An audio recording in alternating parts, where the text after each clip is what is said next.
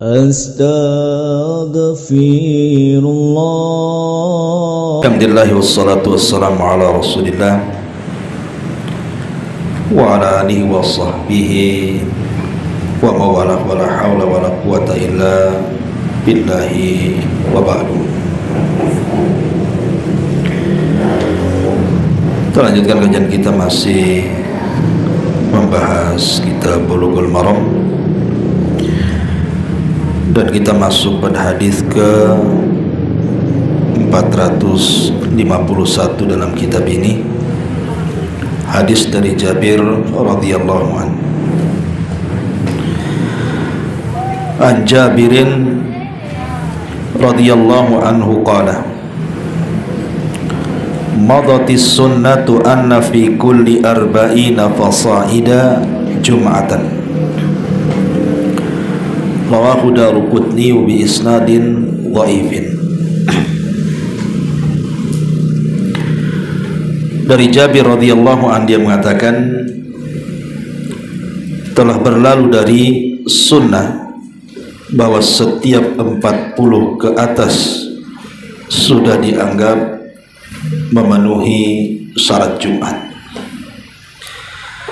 Hadis ini dikeluarkan Imam Daruqutni dengan sanad yang lemah, karena dalam sanadnya ada Abdul Aziz ibn Abdurrahman al-Balisi yang dikatakan Imam Nasai laisa bithiqatin, tidak terpercaya orangnya, dan Imam Ahmad menganggap perawinya seorang pemalsu hadis. Sehingga di sini ulama melemahkannya. Karena dulu pernah kita bahas apakah syarat dari jumlah sholat Jumat itu harus 40 ke atas, ataukah boleh dilakukan di bawah jumlah 40. Memang terjadi silang pendapat panjang di antara para ulama. Bahkan ada belasan pendapat tentang berapa jumlah orang yang melaksanakan Jumat yang dianggap Jumat itu. Ada yang mengatakan sah walaupun 2 orang, imam dengan makmum. Ada yang mengatakan 2 orang itu selain imam, artinya 3 orang. Ada yang mengatakan 3 orang dan yang keempatnya imam. Ada yang mengatakan harus 7 orang. Ada yang mengatakan harus 9 orang. Ada yang mengatakan harus 12 orang. Ada yang mengatakan harus 12 orang selain daripada imam. Bahkan ada yang mengatakan harus 20 orang. Bahkan ada yang membatasi dengan 30 orang. Ada juga yang mengatakan 40 orang berdasarkan hadis ini. Bahkan ada yang lebih banyak, harus 80 orang. Sehingga sulit untuk kita tegaskan harus 40 orang, karena perselisihannya banyak sekali. Tetapi pendapat yang dipilih oleh Al-Imam Ibnu Taimiyah, kemudian Al-Imam Ibnu Utsaimin rahimahullahu ta'ala, dan ini juga pendapat Imam Ahmad, Abu Yusuf dan yang lainnya, bahwa sholat Jumat itu bisa dilakukan 2 orang selain imam. Maksudnya jumlahnya 3 orang minimalnya. Ada imam dan ada 2 makmum. Dan itu berdasarkan beberapa riwayat, di antaranya hadis Abi Darda radhiyallahu an. Nabi sallallahu alaihi wasallam mengatakan, "Ma min thalathatin fi qaryatin la tuqamu fihimus salatu illa stahwada alaihimus syaitan." Tidaklah 3 orang dalam satu tempat tidak didirikan padanya salat kecuali akan dikuasakan syaitan kepada mereka. Berarti di sini 3 orang, karena Rasul mengatakan ma min thalathin. Kemudian juga hadis Abi Sa'id Al-Khudri radhiyallahu an, idza kanu thalathatan falyummuhum ahaduhum wa ahaqquhum bil imamati aqra'uhum. Apabila mereka ada 3 orang, maka jadikanlah imam salah seorang di antara mereka, dan yang berhak menjadi imam adalah yang pakar Quran di antara mereka. Dan ini pendapat yang wallahu alam insyaallah kuat, bahwa minimalnya sholat Jumat itu dihadiri 2 makmum selain imam. Tapi sekali lagi ini kan masalah khilaf para ulama. Dalam mazhab Syafi'i memang mereka mensyaratkan sholat Jumat itu harus 40 orang. Kurang dari 40 orang tidak sah dan harus sholat zuhur menurut mereka kan itu. Tapi ini perkara fikih. Perkara fikih ini kan perkara luas. Kita tidak bisa menyalahkan satu dengan yang lainnya, karena masing-masing berpegang dengan imam dan dalil-dalil sesuai dengan pemahaman masing-masing. Wallahu a'lam. Dan ini sudah saya bentangkan panjang lebar, tidak perlu kita ulas kembali. Kita masuk hadis selanjutnya. An Samurata ibni Jundubin radhiyallahu an,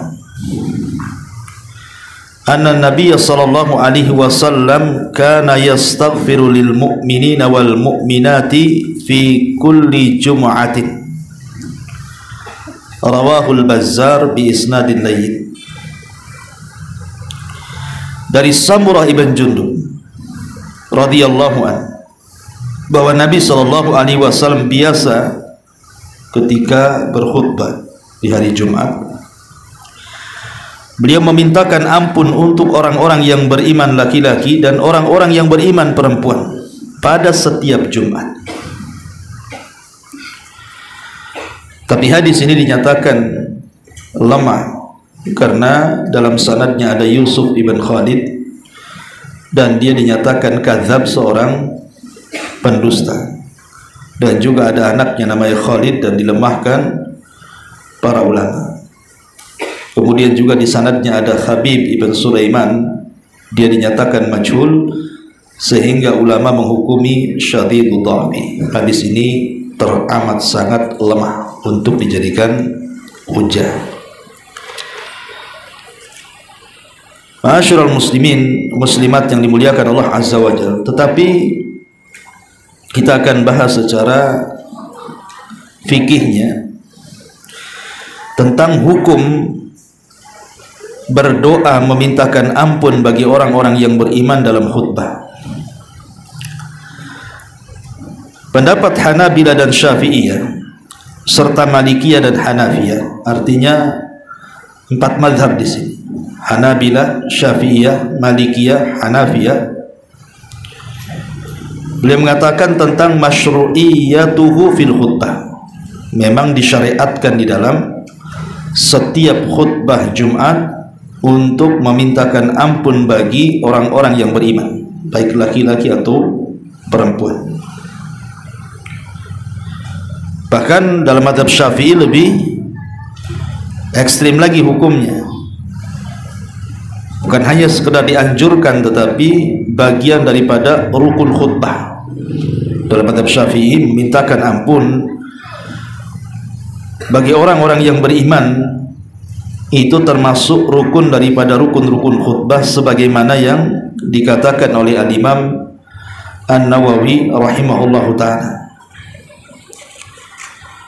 Artinya minimalnya, walaupun bagi pendapat yang tidak menganggap rukun, tetapi sangat dianjurkan setiap berkhutbah bagi khatib di hari Jumat untuk memintakan ampun kepada orang-orang yang beriman laki-laki dan wanita. Adapun hukum mengangkat kedua tangan dalam berdoa ketika khutbah Jumat, itu disebutkan oleh riwayat Muslim dari Ammarah ibn Ru'aibah radhiyallahu an. Dia melihat Bishr ibn Marwan di atas mimbar, beliau mengangkat kedua tangannya. Dan dia mengatakan, qabbahallahu hatainil yadaini laqad ra'aitu Rasulullah sallallahu alaihi wasallam yazidu an yaqula bi yadihi hakadha wa asara bi usbu'ihi al-musabbah. Maka dikatakan, celaka kalian, aku tidak pernah melihat Nabi sallallahu alaihi wasallam menambah dengan satu jarinya saja. Jadi tidak mengangkat seperti ini, tapi begini. Ya, jadi khatib Jumat bukan begini, tapi begini maksudnya. Dan itu yang benar. Jadi seorang khatib apabila berkhutbah bukan mengangkat kedua tangan, tapi mengisyaratkan dengan jarinya sambil berdoa seperti ini, Allahumma ighfir lil muslimina wal muslimat wal mu'minina wal mu'minat al ahya'i minhum wal amwat, dan begitu seterusnya. Ya. Ini berdasarkan hadis yang dikeluarkan Al-Imam Muslim. Baik, kita ambil faedahnya. Kemudian masalah yang selanjutnya adalah, apakah kemudian makmum ikut mengaminkan bagi khatib yang berdoa di hari Jumat? Jadi hukum takmin, mengaminkan bagi para makmum ketika khatib kemudian berdoa. Dijelaskan di sini, alladzina taqaddama anhum annahum yaquluna bi masyru'iyyati du'a yaqulun bi masyru'iyyati ta'min lil mustami'in. Ada sebagian para mengatakan disyariatkan bagi makmum yang mendengarkan khatib berdoa itu mereka mengaminkan, tetapi bagi madhab Hanabilah aminnya itu bukan dengan suara keras, tapi suara lirih. Ya, tidak perlu kemudian amin, amin, tidak, cukup dipelankan saja, kita saja yang mendengarnya. Dan ini diperkuat oleh madhab Malikiyah. Jadi madhab Hambali mensarankan disyariatkannya amin itu tidak dengan keras, dan ini juga pendapat madhab Malikiyah. Kemudian tentang masalah kunut nazilah pada salat Jumat, maka dijelaskan di dalam Musannaf Ibnu Abi Syaibah dari Nafi, dia mengatakan lam yakun Abdullah ibni Umar yaqnutu fil fajri wal jum'ati. Kata Nafi, dia mengatakan Abdullah ibn Umar tidak pernah kunut di waktu fajar dan di waktu Jumat.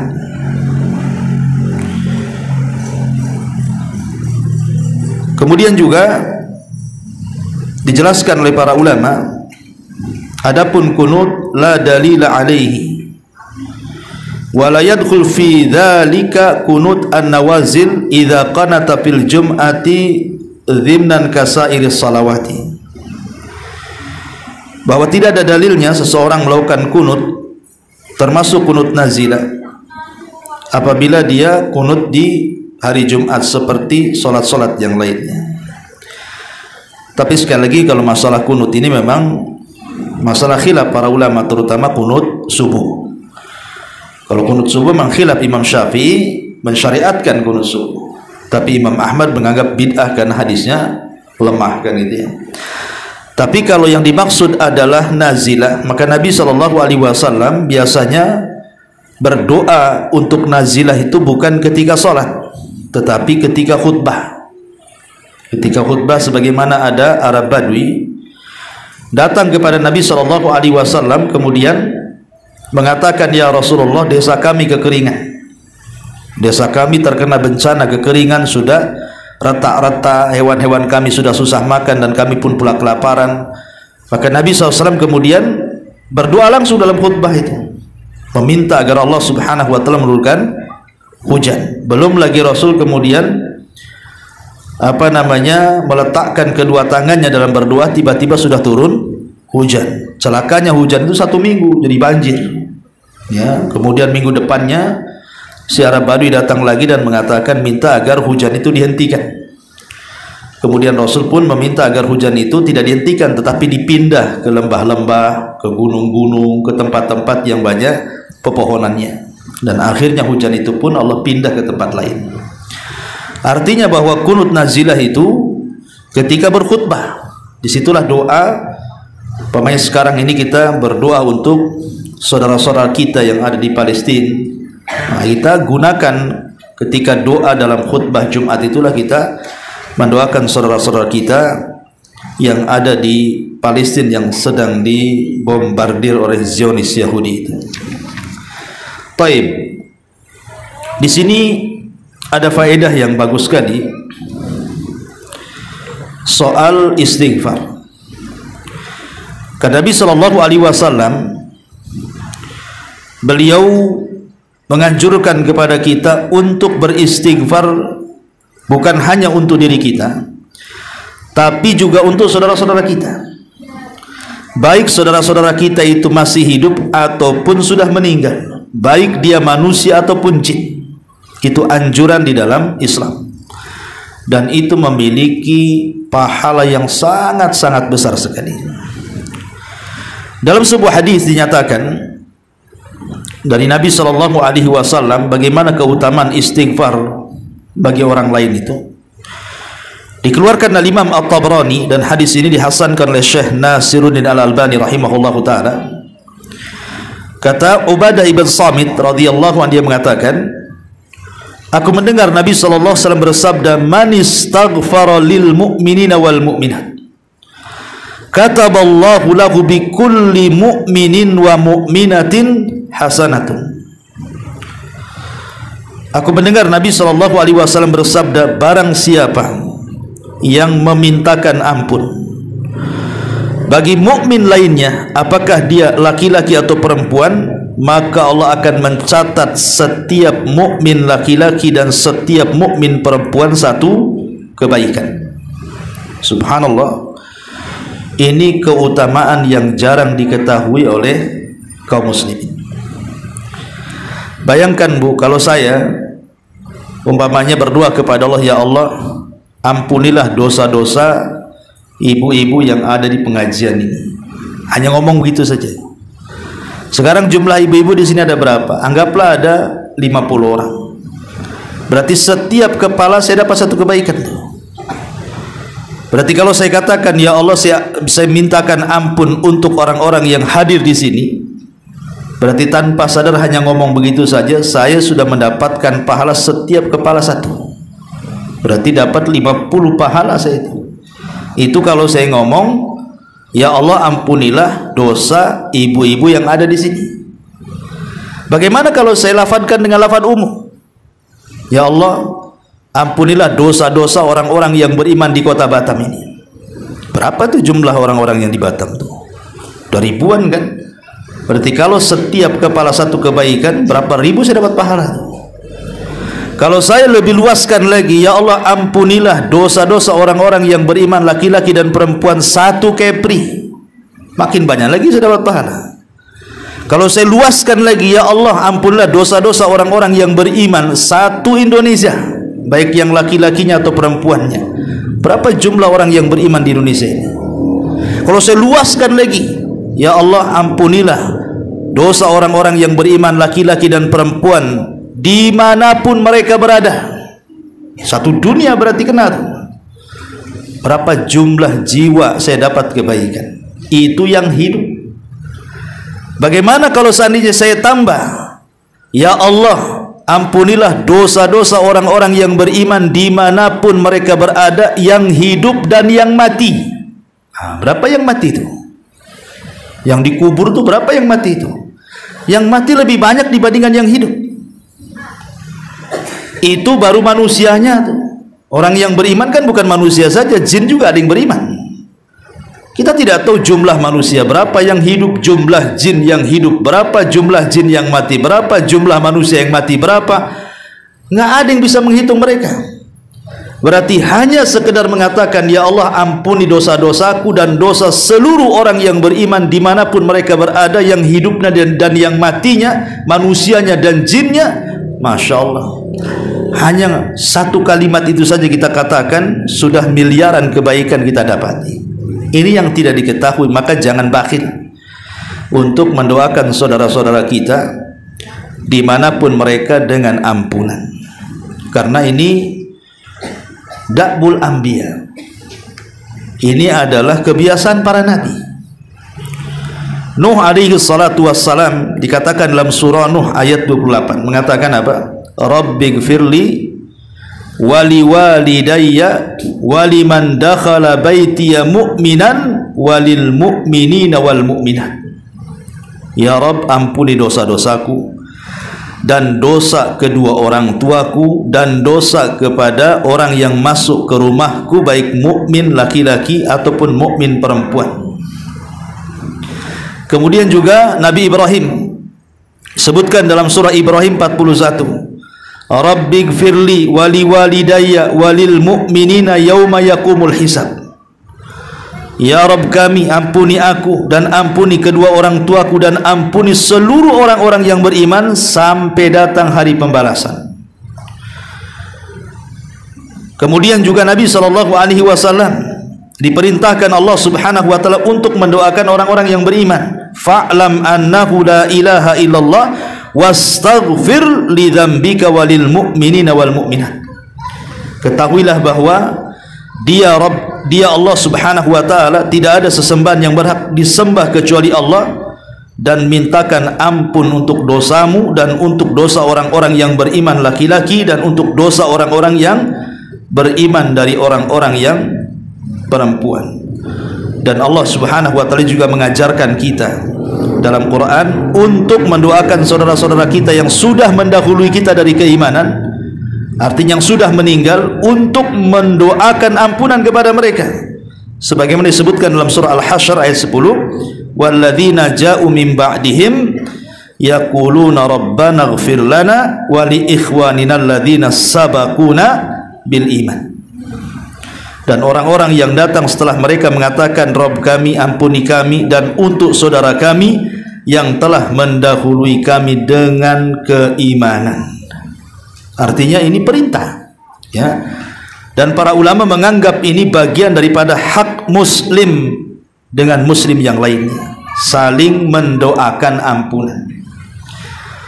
Makanya ini pahala yang besar yang luput dari seorang mukmin ketika dia malas untuk mendoakan saudaranya dengan ampunan, karena faedahnya besar. Saya akan sebutkan faedahnya. Kenapa kemudian Islam ini sedemikian luar biasanya kepada kita untuk meraih pahala sebanyak mungkin. Yang pertama, bahwa mendoakan saudara kita dari kalangan orang-orang yang beriman laki-laki dan perempuan dengan ampunan itu adalah bentuk rahmat Allah kepada kita dengan memberikan amalan-amalan ringan tapi memiliki pahala besar. Kan ringan amalannya kan Bu, hanya ngomong ibu habis sholat namanya kan, Allahumma gfirli wali walidayya walil mu'minin wal mu'minat al ahya'i minhum wal amwat, kan cuma begitu saja ngomong. Ya Allah, ampuni aku, ampuni kedua orang tuaku, ampuni orang-orang yang beriman, baik laki-laki atau perempuan, baik yang hidup ataupun yang mati. Hanya ngomong gitu saja. Tapi selepas itu ibu dapat miliaran pahala, karena setiap kepala satu kebaikan. Apa susahnya ngomong begitu? Pahalanya besar, dan ini rahmat dari Allah. Pahala kecil, amalan ringan tapi memiliki pahala sangat besar. Yang kedua, dan ini bagian daripada akhlak kita kepada sesama muslim. Akhlak kita kepada sesama muslim, kita memintakan ampun kepada Allah tanpa harus menyakiti mereka. Kalau seandainya Bu, saya doakan dosa-dosa ibu, mungkin ibu sakit hati dengan saya. Dosa apa saya Ustaz? Kenapa Ustaz mintakan ampun dosa saya? Salah saya apa? Kan begitu paling. Sudah nanti sama saya. Tapi kalau seandainya saya doakan ibu tanpa sepengetahuan ibu, nah mungkin ibu sakit hati dengan saya kan. Nah, tapi kalau saya ngomong, nanti malam saya doakan supaya dosa-dosa dihapus. Apa nggak marah ibu? Dosa saya apa kan gitu kan? Jadi namanya akhlak seorang muslim, mendoakan tanpa menyakiti orang. Ya. Kemudian yang ketiga, ini namanya tahqiqul iman. Tahqiqul iman itu maksudnya mewujudkan kesempurnaan iman kita. Karena mendoakan saudara kita dengan ampunan itu bagian daripada kasih sayang kita kepada muslim yang lainnya. Sebagaimana Rasul mengatakan, la yu'minu ahadukum hatta yuhibba li akhihi ma yuhibbu li nafsi. Tidak akan sempurna iman seseorang sampai dia bisa mencintai saudaranya sebagaimana ia mencintai dirinya sendiri. Maknanya sebagaimana dosa-dosa kita ingin diampuni juga, maka kita berharap dosa saudara kita juga diampuni, gitu maksudnya. Karena mukmin itu satu tubuh. Jangan dosa kita aja ingin masuk surga sendiri, yang lain tidak boleh, kan begitu. Itu bukan seorang mukmin. Seorang mukmin itu satu badan, satu bangunan. Kalau ada saudara kita masuk neraka, ya tentu kita juga tidak akan rela. Makanya nanti pada hari kiamat, ketika kita bicara sukul jannah, pasar surga itu, ketika kemudian orang-orang ahli surga bertanya, mana teman kita? Kemudian dikatakan, oh temanmu di neraka. Maka penduduk surga mengatakan kepada Allah, ya Rabb, la taqtamilu ladzatina hatta tukhrijahu minan nar. Ya Allah, jangan kau sempurnakan kenikmatan kami di surga sampai kau keluarkan dia dari neraka. Dari sini Hasan Al-Basri rahimahullah ta'ala mengatakan, istaghfiru min sahibikumus salih fa innahu yanfa'ukum yaumal qiyamah. Perbanyak teman yang baik, karena itu akan manfaat bagi kalian di akhirat. Bisa berikan syafaat, gitu maksudnya. Ya, ini yang ketiga. Yang keempat, bisa menghilangkan kesombongan. Jadi kalau kita mendoakan saudara kita itu sama dengan merontokkan kesombongan kita. Kita tidak jadi orang egois lagi, gitu. Karena orang sombong itu kan mementingkan diri sendiri, tidak melihat orang lain, bahkan cenderung meremehkan orang. Dengan kita berusaha kemudian mendoakan saudara kita, hakikatnya kita merontokkan keegoisan kita, kesombongan kita, sehingga kita menjadi orang yang paling lembut hatinya. Ini juga yang keempat. Yang kelima, melatih memaafkan. Melatih memaafkan. Terkadang kalau kita punya salah, kita datang kepada orang yang kita sakiti, rasanya berat kita kan, berat rasanya, ya, malu atau nggak enak atau takut. Mesti adalah orang kalau berbuat salah meminta maaf itu kan macam-macam tuh. Akhirnya kadang-kadang setan datang membisikkan, jangan datang, kan gitu. Tetapi dengan kita kemudian mendoakan saudara kita dengan ampunan, kan ini perkara yang mudah sebenarnya. Dan ini melatih supaya kita itu menjadi pemaaf, gitu ya. Ini juga yang kelima. Yang keenam, menanamkan kasih sayang. Menanamkan kasih sayang kepada sesama muslim dengan cara mendoakan ampunan kepada mereka. Kemudian yang nomor 7, tidak merasa bersih sendiri. Wala tuzakku anfusakum. Jangan merasa bersih diri kalian seolah-olah kalian tidak punya dosa, yang lain punya dosa banyak, ya kan? Tapi dengan kita mengatakan, ya Allah ampuni dosaku, dosa kedua orang tuaku, dan dosa saudara-saudaraku, baik laki-laki atau yang perempuan yang beriman, baik yang hidup ataupun yang mati, baik manusianya atau jinnya. Ibu tegaskan juga seperti itu. Hakikatnya kita tidak merasa bersih sendiri dari dosa, bahwa kita ini sama-sama melakukan dosa, saya, ibu, siapapun, sehingga semuanya butuh ampunan Allah Subhanahu wa taala. Kemudian yang nomor 8, di sini tercipta ukhuwah Islamiyah. Innamal mu'minuna ikhwatun. Mukmin satu dengan yang lainnya itu bersaudara. Kita ini bersaudara.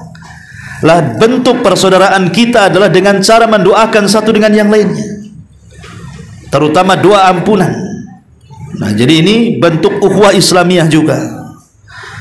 Kemudian juga yang nomor 9, menyedikitkan ghibah, ya. Daripada ibu ghibah, bagus ibu katakan, Ya Allah, ampunilah dosaku, dosa kedua orang tuaku, dosa orang-orang yang beriman. Kan ini menyedikitkan gibah jadinya. Orang kalau terbiasa berusaha untuk memberikan kasih sayang kepada saudaranya dengan memintakan ampun akan dosa-dosanya, maka secara tidak langsung dia sudah mengurangi gibah tuh. Karena penyebab gibah itu kan karena kita tidak suka dengan orang itu. Ketika kemudian kita memintakan ampun akan dosa-dosanya, menunjukkan kita ini senang dengan orang itu. Dan orang yang senang tidak mungkin digibah. Orang kalau senang dengan kawannya tidak mungkinlah dijelek-jeleki. Biasanya yang menjelek-jeleki orang lain itu karena tidak suka, makanya digibah dia. Nah, ketika banyak istighfar itu ngurangilah gibah kita ini kepada mereka, ya. Kemudian juga yang nomor 10, menghilangkan kedengkian, menghilangkan hasad, menghilangkan dendam, menghilangkan dengki dan begitu seterusnya. Ya, dengan cara apa?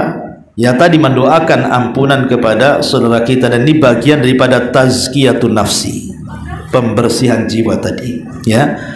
Termasuk juga yang lebih keren daripada itu adalah ketika kita mendoakan ampunan kepada saudara kita. Ya Allah, ampunilah dosa-dosa saya, dosa orang tua saya, dan dosa orang-orang yang beriman dimanapun mereka berada. Maka nanti malaikat akan datang kepada kita. Jadi kalau seandainya kita mendoakan 1000 orang supaya diampuni dosanya, maka malaikat akan datang kepada kita, walaka mislu, dan engkau juga akan mendapatkan seperti doa yang kau doakan kepada orang lain. Karena kalau kita mendoakan saudara kita tanpa pengetahuan dia, itu malaikat akan datang kepada kita, dan engkau akan mendapatkan doa yang sama yang kau doakan kepada orang lain, kata malaikat. Dan malaikat mengatakan amin walaka mislu, dan engkau akan mendapatkan hal yang sama. Jadi kalau umpamanya kita melihat tetangga kita anaknya nakal gitu ya, kemudian kita katakan, ya Allah, kasihan orang tuanya, mudah-mudahan anak itu jadi anak yang soleh, maka malaikat akan datang kepada kita dan mengatakan, anakmu juga semoga menjadi anak yang soleh. Gitu maksudnya. Jadi apa yang kita doakan kepada orang lain itu balik doanya kepada kita. Makanya jangan mendoakan keburukan kepada orang. Dikhawatirkan malaikat datang dan membalikkan keburukannya kepada kita. Tapi kalau kita berdoa kebaikan kepada orang lain tanpa dia tahu, maka hakikatnya kita sedang mengembalikan doa-doa baik itu untuk kita sendiri. Karena malaikat akan mengaminkan doa kita dan mengatakan, dan engkau akan mendapatkan hal yang sama seperti yang kau doakan kepada orang lain. Nah, ini kan luar biasa, ya. Jadi jangan pernah bakhil untuk beristighfar. Sebagaimana di sini Nabi SAW kana yastaghfiru lil mu'minina wal mu'minati fi kulli jum'atin. Nabi SAW selalu beristighfar, mintakan ampun kepada orang-orang yang beriman, baik laki-laki atau perempuan, pada setiap Jumat. Dan ini juga kebiasaan para nabi. Belum lagi, ini baru cerita pahala dan keutamaan orang yang mendoakan istighfar kepada orang lain, kan? Ini baru setakat ini saja keutamaannya sudah luar biasa. Apalagi kalau seandainya kita bedah sedikit tentang keutamaan istighfar itu sendiri. Maka keutamaan istighfar itu sendiri luar biasa. Pertama, bahwa istighfar itu adalah perintah Allah. Istighfar itu adalah perintah Allah. Ketika kita melaksanakan perintah dan menjauhi larangan, berarti kita ini sudah mengaplikasikan ketakwaan. Apa sih arti takwa itu? Melaksanakan perintah, menjauhi larangan. Itulah takwa. Jadi ketika kita istighfar itu hakikatnya kita sedang berusaha untuk menjadi orang yang bertakwa. Bahkan para ulama mengatakan, kalau seandainya aku tahu sujudku 1 kali saja diterima oleh Allah Subhanahu wa ta'ala, maka aku siap mati setelahnya. Kalau seandainya setelah sujud aku ini 1 kali, aku tahu sujud ini diterima, maka aku siap mati. Kenapa? Karena yang diterima ibadah itu hanya orang bertakwa saja. Karena Allah mengatakan, innama yataqabbalullahu minal muttaqin. Sesungguhnya amalan-amalan yang akan diterima oleh Allah itu hanyalah amalan yang bersumber dari orang yang bertakwa saja. Karena amalan kita kan tidak tahu mana satu yang diterima. ibu mau sholat 1000 kali, mau puasa 1000 kali, mau baca Quran 1000 kali pun, yang mana satu yang ibu ketahui diterima, kan tidak ada yang tahu. Siapa yang tahu amalan kita diterima oleh Allah? Nggak ada yang tahu. Kita hanya berharap saja amalan kita itu diterima, hanya berharap. Dengan memperbanyak amalan itu, boleh jadi dari sekian kali sholat itu adalah 1-2 sholat diterima. Dari sekian puasa itu adalah sekian puasa diterima. Dari sekian baca Quran ada sekian ayat yang kita baca yang diterima. Kan itu saja, harapan kita kan itu saja. Karena kan kita tidak tahu mana satu amalan kita diterima. Tapi kalau seandainya, kata ulama ini, aku tahu 1 sujudku saja diterima, janganlah 1000 sujud, nggak usah. 1 sujud saja aku tahu diterima, aku siap mati. Kenapa? Berarti aku tahu bahwa Allah menganggap aku ini orang bertakwa, dan Allah mengatakan innama yataqabbalullahu minal muttaqin. Allah hanya menerima ibadahnya dari orang-orang yang bertakwa. Artinya ketika kita beristighfar, kita sedang mengarah kepada ketakwaan, karena istighfar itu bagian dari perintah Allah. Yang kedua, bahwa Allah sangat memuji orang-orang yang beristighfar. Ibu saja kalau dipuji oleh Pak Jokowi, Presiden Jokowi gitu, seneng lah ibu kan.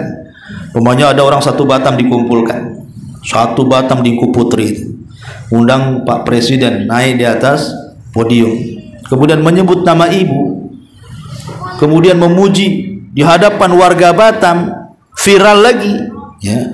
Mungkin ini satu kebanggaan bagi kita. Wow, ini Umu Anu dipuji Pak Jokowi, kebayangkan, dapat sepeda lagi.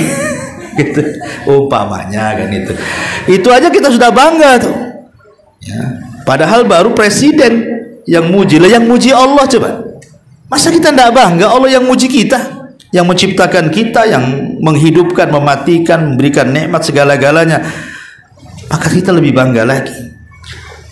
Allah subhanahu wa ta'ala berfirman di dalam Al-Quranul Karim, wal mustaghfirina bil ashar. Di antara orang-orang yang mendapatkan pujian dari Allah adalah wal mustaghfirina bil ashar, orang-orang yang senantiasa beristighfar di waktu sahur. Kemudian juga yang ketiga, bahwa istighfar itu annallaha yaghfiru liman istaghfar. Allah menjanjikan ampunan kepada siapapun yang terus beristighfar. Ada seseorang datang kepada Rasulullah, ya Rasulullah, aku sudah banyak melakukan dosa. Kata Rasul, kalau begitu bertobatlah kamu. Kemudian orang ini mengatakan, ya Rasul, kalau habis tobat saya berdosa lagi. Kata Rasul, bertobat lagi. Kalau saya sudah bertobat kemudian melakukan dosa lagi, ya Rasul, kata Rasul, bertobat lagi. Kemudian saya bertobat lagi, habis itu melakukan dosa lagi, apalagi ya Rasul, bertobat lagi. Asik gitu saja. Kemudian orang ini mengatakan, sampai kapan ya Rasulullah? Maka Rasul mengatakan, innallaha la yamallu hatta tamallu. Allah itu tidak bosan, engkau yang akan bosan. Lihat kata Allah, kata Rasul, Allah itu tidak bosan, engkau yang bosan. Artinya Allah tidak akan bosan menerima ampunan kita. Kalau kita meminta ampun, Allah nggak akan bosan mengampuni dosa kita. Kadang kita yang bosan untuk istighfar, sehingga akhirnya ditumpuk-tumpuk dosa, malas pula kita ini istighfar dan bertobat. Ya, makanya kemudian di antara keutamaan istighfar adalah bisa menggempur dosa-dosa kita.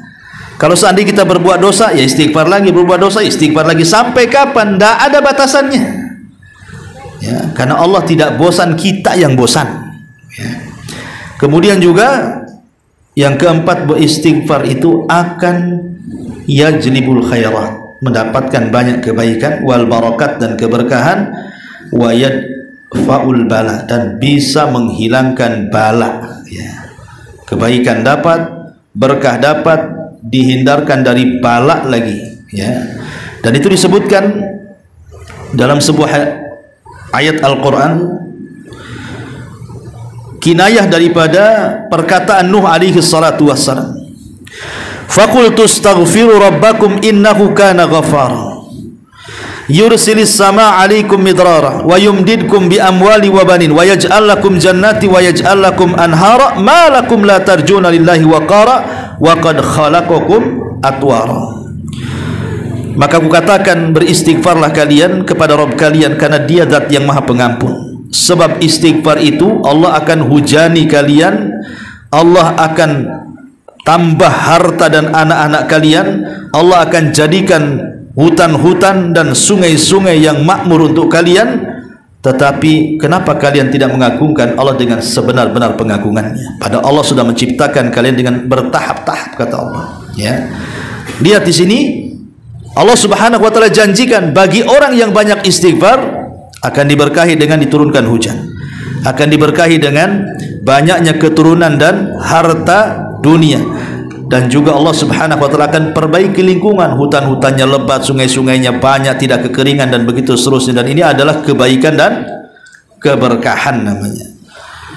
Kemudian juga yang nomor 5, istighfar ini mendatangkan rahmat Allah, kasih sayang Allah Subhanahu wa taala, dan kita berhajat kepada kasih sayang Allah.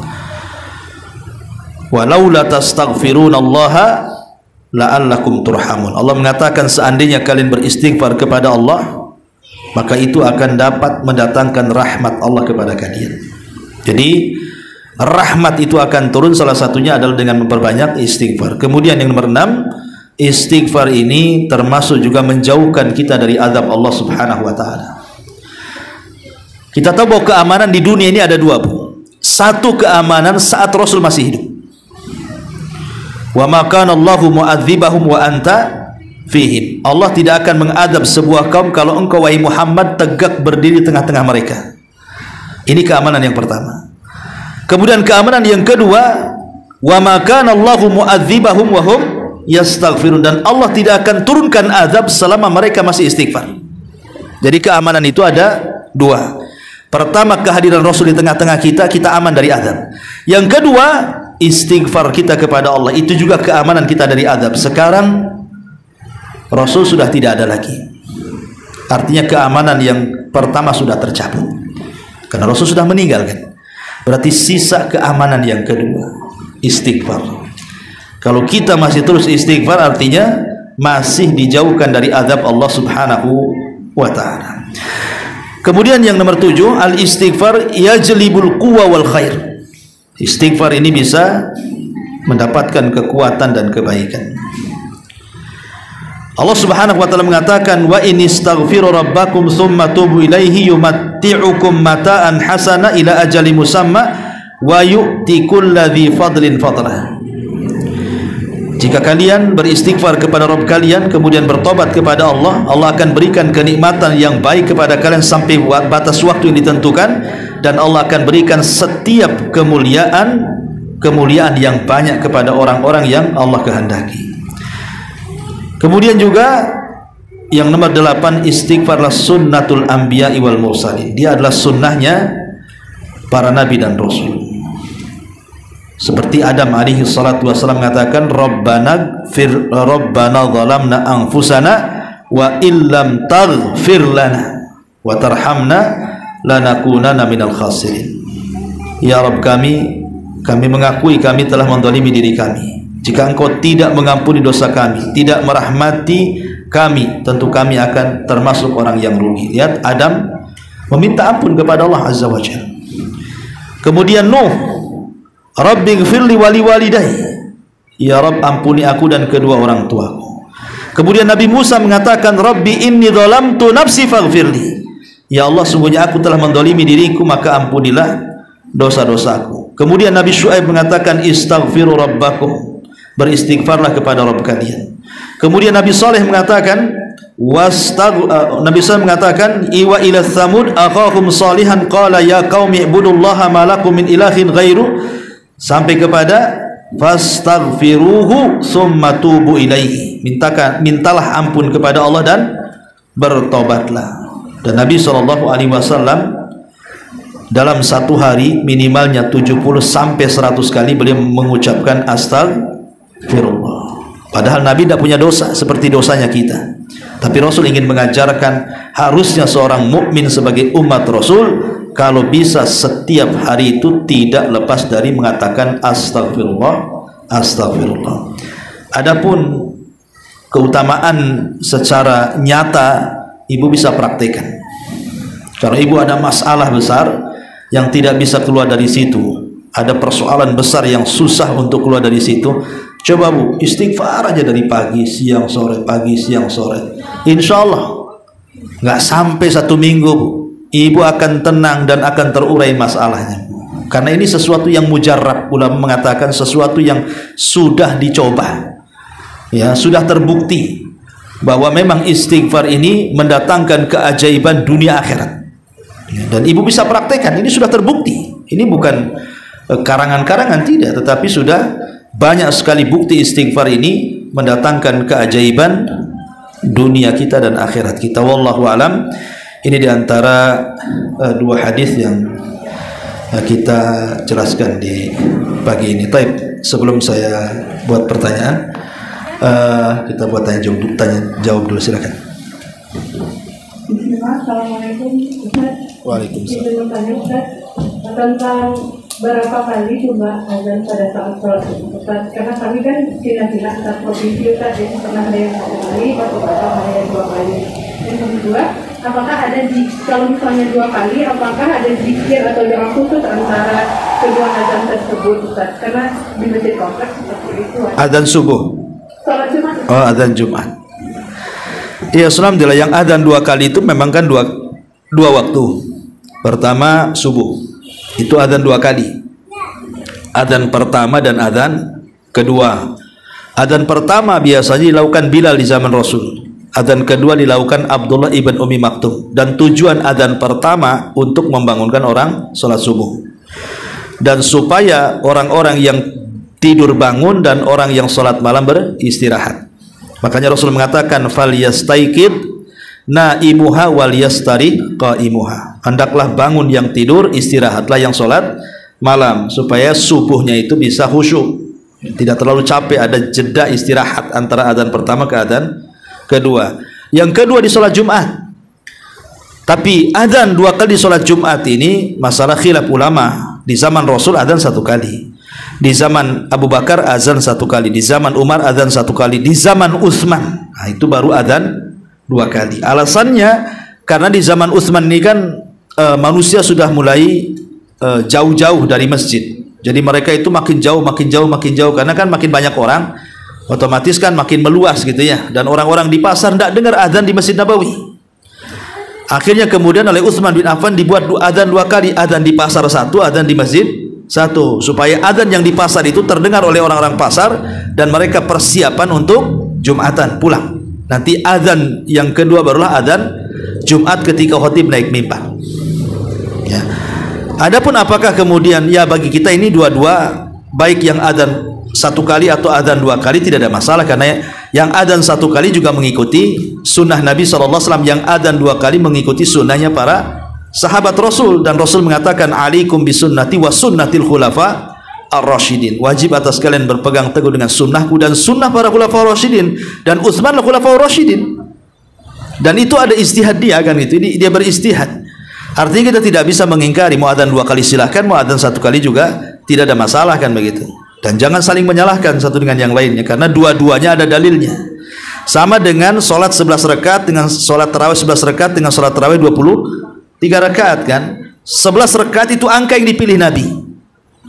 Nah, adapun yang 23 rakaat ini kan sunnahnya para sahabat. Di zaman Umar, Ubay bin Ka'ab sholat 23 rakaat selama 1 bulan. Diperintah oleh Umar bin Khattab radhiyallahu an, dan itu sholat tarawih pertama berjamaah selama 1 bulan kan, karena di zaman Rasul nggak ada sholat tarawih berjamaah kecuali 3 hari saja, karena Rasul takut diwajibkan, makanya setelah 3 hari selesai kan. Sehingga kalau ada azan 2 kali tidak ada masalah. Cuman yang berlaku hadis Nabi SAW di kulli adzanaini salatun, antara 2 adzan itu salat, maksudnya di adzan adzan dan qomat. Makanya di antara 2 adzan salat itu maksudnya adzan dan qomat, bukan di antara adzan 1 dan adzan kedua, tidak. Sehingga ya tidak ada bacaan khusus dari adzan pertama ke adzan kedua gitu ya. Yang ada keutamaan itu adalah adzan kedua sebelum qomat.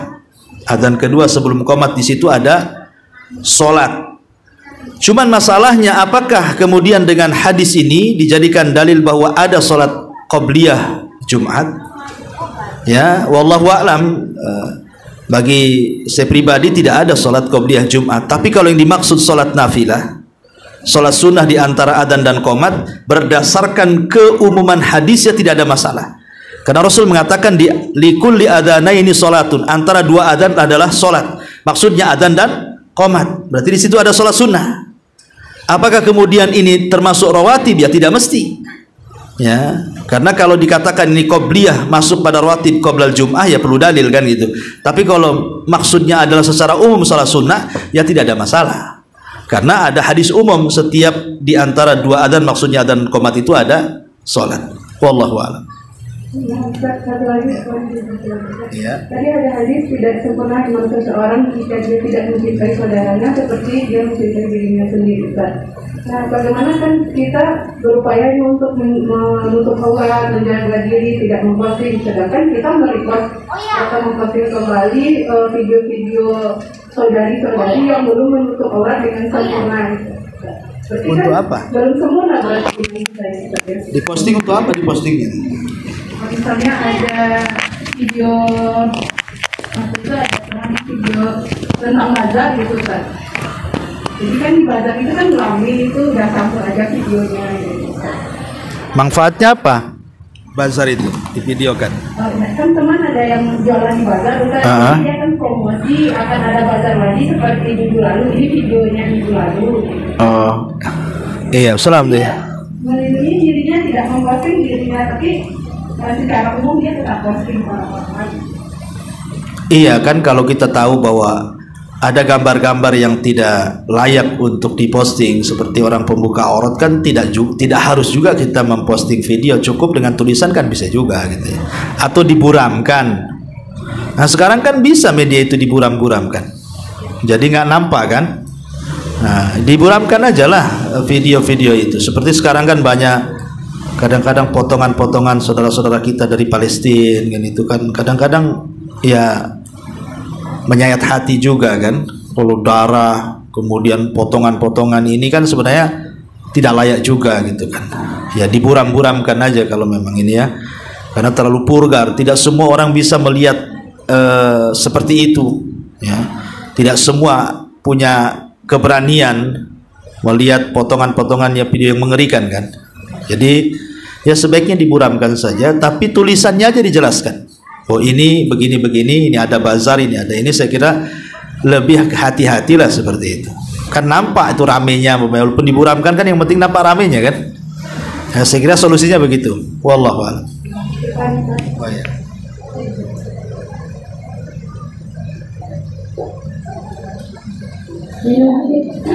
Ada beberapa pertanyaan Ustaz. Sekarang kita melihat kondisi saudara-saudari Muslim kita yang di Palestina, makanya akan banyak yang melakukan qunut nazilah. Yang jadi pertanyaan beliau ini adalah, sebagai seorang wanita, kita ini ingin mendoakan saudara Muslim kita itu dengan melakukan qunut nazilah. Apakah bisa kita melakukan qunut nazilah itu bersendirian di rumah? Nah, Ya, alhamdulillah bisa. Qunut nazilah itu tidak mesti kemudian harus berjamaah, diaminkan. Masing-masing kita bisa berdoa. Dan mendoakan itu kan tidak mesti dalam qunut. Bisa selepas sholat, bisa di sepertiga malam akhir, di waktu-waktu yang sangat mustajab. Ya, kan waktu-waktu mustajab dalam satu hari itu kan banyak. Di antara dua azan, di sepertiga malam akhir, ya, ketika turun hujan, ketika kita safar, atau macam-macam lah kan itu ya. Situlah kita doakan saudara-saudara kita yang ada di sana. Nah, tapi kalaupun kita mau mengkhususkan dengan qunut nazilah dalam sholat kita, tidak ada masalah. Ya, lakukan dalam sholat kita ketika qunut. Ya. Qunut yang diajarkan Nabi SAW. Apakah sebelum ruku atau setelah ruku itu masalah khilaf ulama kan itu ya. Tetapi apakah boleh ibu melakukan qunut sendirian di rumah? Ya tidak masalah. Berdoa dalam sholat kita untuk saudara-saudara kita yang di Palestina. Karena sekarang ini Bu, kita ini mau membantu pakai apa saudara kita ini? Jangankan kita pribadi-pribadi, negara-negara besar di negeri-negeri Arab saja, sebagian mereka tidak berani mengirimkan tentara-tentara kan. Paling ya bantuan-bantuan kan. Wallahu a'lam tentang kebijakan masing-masing negara kan mereka punya alasan masing-masing. Kita tidak bisa suudon kepada mereka. Karena ada juga sebagian orang yang bersudon, kenapa negara ini tidak bantu, kenapa akhirnya dicela, dimaki. Padahal kita tidak tahu urusan mereka. Ya, sekarang pertanyaannya dibalik, apa yang kau sudah sumbangkan untuk mereka? Kenapa kritik orang lain, kenapa tidak menyumbang, tidak ngirim pasukan? Pertanyaannya dibalik, apa yang kau sumbangkan? Makanya kalau kita tidak bisa mendoakan saudara kita, minimalnya jangan panjang lidah deh gitu ya. Falyakul khairan aw liyasmut. Lebih baik diam kalau tidak bisa mengeluarkan kalimat-kalimat santun. Diam lebih baik kan ini. Karena kita tidak tahu kebijakan negara-negara Arab itu seperti apa. Mungkin mereka punya strategi lain yang kita tidak tahu. Mungkin mereka menekan dengan cara lain yang kita tidak tahu. Mungkin mereka menyumbang yang kita tidak tahu. Mungkin tidak bentuk kerajaan yang menyumbang, mungkin rakyatnya menyumbang, kita tidak tahu. Sehingga tidak perlu kemudian kritik sana kayak kita pula orang paling berjasa pula ya. Jadi minimalnya ya kita, apalagi yang bisa kita bantu kepada saudara kita. Jangan lagi kita mau terlibat perang kononnya gitu ya. Untuk masuk ke Palestina aja tidak bisa. Jangankan lagi manusia, bantuan aja nggak bisa masuk. Orang Palestina mau keluar aja nggak bisa. Gimana caranya? Apalagi kalau cerita jihad ini kan ahli sunnah wal jamaah tegas mengatakan al jihadu ma'al imam. Jihad itu harus bersama pemerintah. Itu akidah ahli sunnah. Jihad itu harus bersama pemerintah. Kalau pemerintah kita tidak menganjurkan jihad, cukup kita kirim militernya saja, ya sudah. Tidak ada kewajiban ain bagi kita, karena bukan negara kita yang diserang. Lain kalau negara kita yang diserang, ya kita bangkitlah kan, itu fardu ain seperti yang terjadi Palestina. Yang wajib ain itu warga Palestina, kita ini bukan fardu ain, kecuali kalau pemerintah menyerukan. Jadi jihad itu bersama perintah, sehingga kita paham bagaimana keutamaan jihad itu luar biasa ya, tapi bagaimanapun ada kaedah-kaedah yang harus dipelajari tentang hukum-hukum seputar jihad. Sehingga kalau tidak bisa jihad dengan fisik, kan ada jihad dengan yang lain. Jihad dengan harta kita, ya, jihad dengan lisan-lisan kita, dengan cara berdoa kepada Allah Azza wa Jalla. Karena justru doa itu adalah aqwasilah, sekuat-kuatnya senjata, kata ulama. Sekuat-kuatnya senjata itu jihad. Apa namanya? Doa. Bisa saja Allah kabulkan doa kita. Ya Allah, mamanya mandulkan tuh roket-roket Israel, atau tuh pas dinyalain tak hidup, kan bisa. Apa yang mustahil bagi Allah? Seperti roketnya yang balik lagi ke negaranya, kan ada tuh kejadian tuh. Mau diluncurkan ke menembak drone, rupanya dronenya masalah, balik lagi tuh roketnya, senjata makan Tuhan. Ya kan ada yang terjadi seperti itu. Allah itu maha kuasa. Yang kita tidak tahu, yang kita tidak paham, apa yang dilakukan doa itu lebih hebat dibandingkan senjata dan pasukan. Apa kata Imam Syafi'i? La tahza'id du'a wa tazdarihi fama tadri bima sana'ad du'a. Jangan kau meremehkan doa, jangan kau menyepelekan doa. Engkau tidak tahu apa yang dilakukan doa. Jangan remehkan. Ya, saya ini apa yang kayaknya, aduh, kasihan warga Palestina, saya tidak bisa apa-apa. Justru kita doa itu sudah melakukan apa-apa tuh. Ya, kalau kita doa di waktu-waktu mustajab itu lebih hebat kekuatannya dibandingkan yang lainnya. Maka berdoalah untuk saudara kita. Wallahu a'lam. Baik, karena waktu juga kita buat pertanyaan. Ini ada satu lagi, silakan.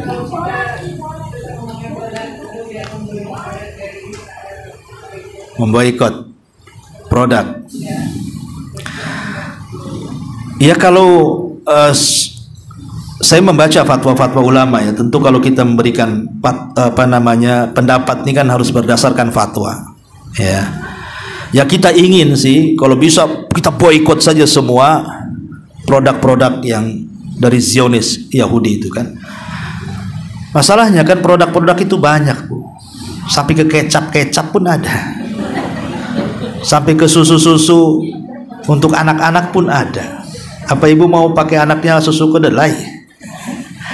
Jadi maksudnya begini, kita suka senang pemboikotan itu. Bahkan kita anjurkan kita boikot kan itu ya. Sekarang para ulama berfatwa pemboikotan itu juga erat kaitan dengan masalah kebijakan pemerintah. Kebijakan pemerintah. Kalau pemerintah kita memang menganjurkan boikot, kita boikot. Umpamanya pemerintah kita mengatakan perusahaan ini karena berafiliasi ke Zionis Yahudi, kita boikot. Kita harus boikot. Ngikut apa kata pemerintah kita. Karena pemerintah tahu maslahat dan mafsadahnya kan. ya, ataupun kita sendiri, saya sendiri ingin memboikot, nggak ada masalah. Ini kan pribadi kan begitu. Tapi kalau ngajak-ngajak orang, umpamanya ini ada satu perusahaan, ini karyawannya ribuan, disuruh tutup, boikot. Apa kita bisa nanggung? Macam mana dia kerja di mana? Dia punya anak, punya istri, punya ini, punya itu. Ya, jadi ini kan ada masalah dan mafsadahnya. Kalau pribadi kita, saya pribadi lebih kita boikot kan begitu. Tapi kalau kemudian kita berbicara hukum umum kan, maka itu kembali kepada kebijakan pemerintah. Ya, kalau pemerintah memboikot, kita boikot. Kalau ada seruan pemerintah kita boikot, kita boikot. Ya, karena mereka sudah memahami kalau mamanya menutup perusahaan pasti pemerintah ada gantinya. Ya, tapi kalau kita yang nutup, siapa yang gantiin orang-orang itu? Apa ibu mau ngasih makan orang-orang itu? Sanggup ngasih makan? Ya, tapi itu dikembalikan ke pribadi-pribadi kita. Kalau kita mau boikot, ya pribadi-pribadi kita sajalah.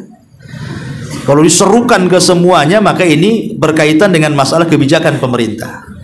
Ya, kita mengharap kalau pemerintah kita ini, kita dorong supaya pemerintah kita ikut memboikot kan itu. Kita serukan juga, kalau bisa pemerintah boikot, itu sebagai bentuk wal baro kita kepada Palestina dan Israel, wala kita kepada Palestina, baro kita kepada orang-orang Zionis. Sekarang kalau pemerintah membuat aturan berbeda dengan aturan kita, apa kita harus menentang pemerintah? Pemerintah itu kan punya kebijakan yang kita tidak tahu, kemaslahatan yang kita tidak paham. Ya, maka itu kembali kepada pemerintah. Yang kedua, kalau kembali ke individu masing-masing, kalau ibu ingin boikot ya lebih baik. Ya, tapi kan pamannya ibu biasa ngasih susu anaknya merek ini, saya nggak mau merek yang lain. Cocok nggak tuh anaknya? Nanti mencret pula anaknya. Kan itu ya. Tapi bismillah tawakal pamannya kan. Saya bela Palestina, hidup Palestina umpamanya kan. Nah, lihat maslahat dan mafsadah juga. Wallahu a'lam. Karena kalau susu anak ini yang Israel pula murah. Yang Palestina pula mahal umpamanya kan. Kadang-kadang kita tidak siap juga, ngomong aja mulut itu. Ya, ngomong aja boikot, kok masih pakai kecap juga rupanya. Ya, karena kan dalam satu perusahaan nih Israel ini kadang-kadang kan macam-macam tuh produknya. Dalam satu perusahaan aja ada yang ke kecap, ada yang ke susu, ada yang ke micin, ada yang ke garam. Pusing sendiri jadinya. Ya. Wallahu a'lam. Ya, kita berharap pemerintah lah ikut boikot, maka kita semangat tuh lebih boikot lagi. Taib, satu pertanyaan. Tentang sebutkan tiga keutamaan memintakan ampun untuk saudara kaum muslimin. 3 keutamaan saja. Apa saja itu? Apa manfaatnya mendoakan orang lain dengan istighfar, mintakan ampun akan dosa-dosanya? Fadhal. Satu, Fadhali. mendoakan pasangan muslim bentuk rahmat Allah pada kita. Oke. Kedua, melatih memaafkan. Ahsanti. Dan sedikitkan gibah. Aywa, masya Allah, jazakallahu khairan. Fadhal. Tafadhali. Kasih dia. Iya, kemudian pertanyaan yang kedua.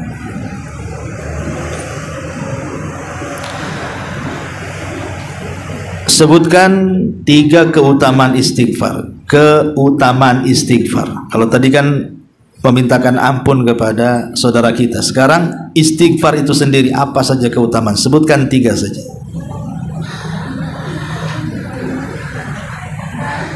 3 keutamaan istighfar. Yang pertama terima Allah, yang kedua Allah akan menjadi orang yang beristighfar, Ahsan. yang ketiga Allah menjadikan ampunan bagi kita. Aywa, masya Allah, jazakillah khairan, tafadhali. Taib. Yang terakhir, pendapat yang kuat tentang jumlah sholat Jumat berapa? Pendapat yang kuat tentang dianggap sholat Jumat itu berapa orang? Ya. Pendapat yang paling kuat, sholat Jumat boleh dilakukan oleh 3 orang, pertama imam, yang kedua diikuti oleh 2 orang makmum. Ahsan, masya Allah. Iya, karena hadiahnya cuma 3. Ini saja yang bisa sampaikan. Subhanakallahumma bihamdika, asyhadu an la ilaha illa anta, astaghfiruka wa atubu ilaik. Assalamualaikum warahmatullahi